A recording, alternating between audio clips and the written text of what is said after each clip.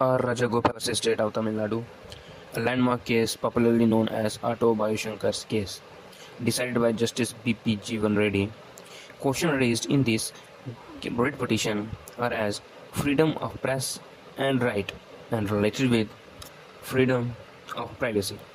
In this case, what are the facts of this case are as a person, namely Auto Bhavishankar, has committed 6 murders, and for those murders he have been convicted for them and inflicted with death or capital punishment. While in the jail, he has wrote down his biography and then handed it to his attorney through wife for the publication of so. In that biography, he has wrote down his links or relations with various IAS, IPS, and other jail officials as well as with the ministers. The magazine which publishes his biography faced many legal consequences as well as police raided their office various times, and the publisher and editor faced many third-degree tortures from police as well as damages done by the police.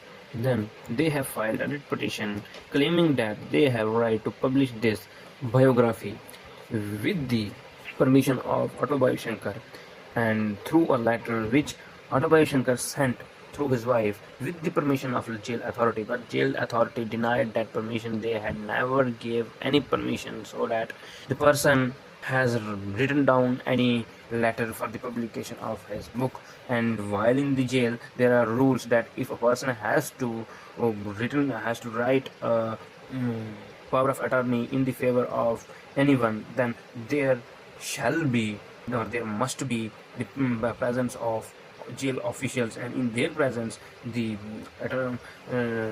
head power of attorney has to be signed or written down.